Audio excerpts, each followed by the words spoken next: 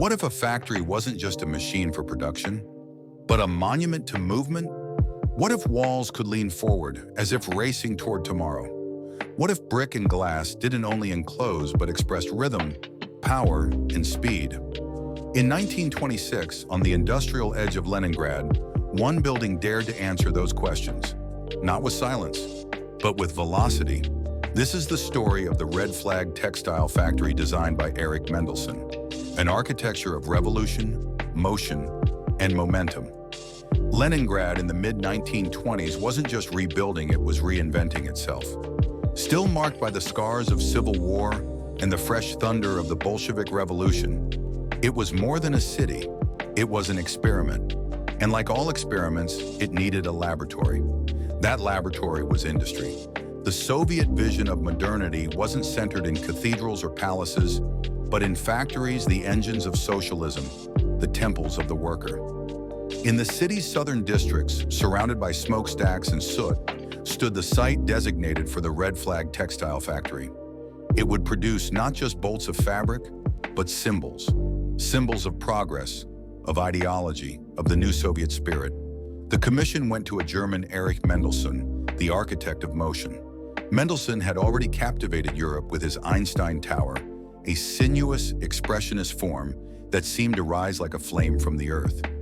In 1925, he traveled to the USSR, where he encountered the avant-garde fervor of constructivism, a movement that fused architecture with machinery, politics with aesthetics.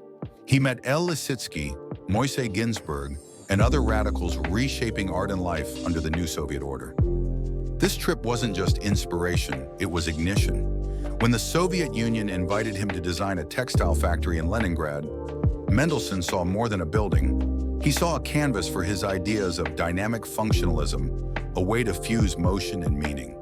Where traditional industrial architecture prized utility above all else, Mendelsohn asked, could a factory embody speed? Could brick convey movement? Could form follow rhythm rather than just function? He believed it could. The Red Flag Textile Factory became a choreography in concrete, steel, and glass. The structure's long, sweeping horizontals suggested motion even at rest. Its curved edges, especially the iconic corner tower, created the illusion that the building was leaning forward like a train emerging from a tunnel. Glass wasn't decorative, it was ideological. Bands of ribbon windows wrapped around corners, dissolving the rigidity of the facade. This was transparency as progress, light as liberation, visibility as virtue. Rather than central towers of power, the Red Flag Factory sprawled horizontally, democratizing its mass. It wasn't a monument to a leader, it was a tribute to the worker.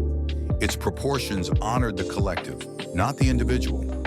Mendelsohn designed the factory not just to house machines, but to reflect their logic. Assembly lines, access routes, and light flows dictated the plan. The building was born of use, but shaped by expression. Construction began in 1926.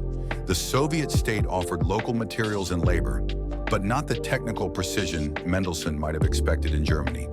The core structure was brick strong, economical, available. But the way he handled it was new, sculpted like clay, bent into aerodynamic gestures.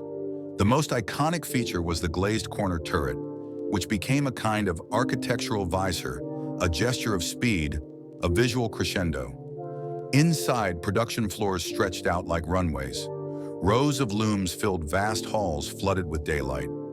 Unlike earlier factories, dark, closed, brutal, the Red Flag aimed for efficiency with dignity. Industrial function met architectural humanity. Yet not all of Mendelsohn's vision survived. Political pressure, economic shortages, and ideological tension meant parts of the project were simplified.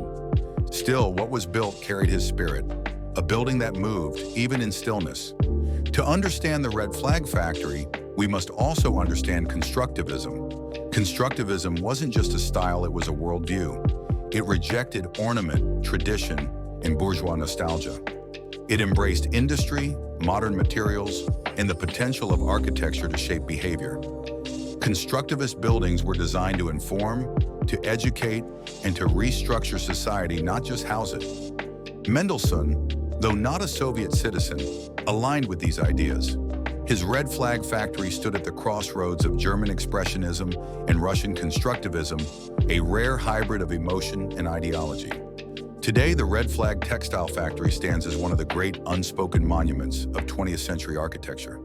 It inspired generations of architects from Bauhaus factories like Gropius's Fagus Werk to the American streamlining of the 1930s. It demonstrated that function need not sacrifice beauty, that industry could express ideology, and that a factory could be a poem of glass and brick. Even in its partially realized form, it remains a fossil of futurism, a still life of momentum, a building frozen mid-stride. As we look back from our century, Mendelsohn's question echoes, if architecture is movement, where is your building going? The Red Flag Factory was a song of revolution shouted through brick and glass. In our next episode, we return to the 1925 Paris Exposition to explore how Corbusier's rational pavilion responded not with spectacle, but with system. Click on the next video to continue our timeline journey into the evolution of modern architecture.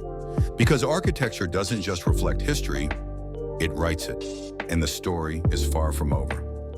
If this exploration of the Red Flag Textile Factory stirred your sense of design, ideology, and history, subscribe to Space, Shape, and Scale. We bring you the untold architectural stories of the 20th century's great transformations. Hit the bell to join us on this cinematic timeline. Click on our next episode and step into a different revolution, one of grids, clarity, and modernist ideologies. Because architecture never stops, and neither do we.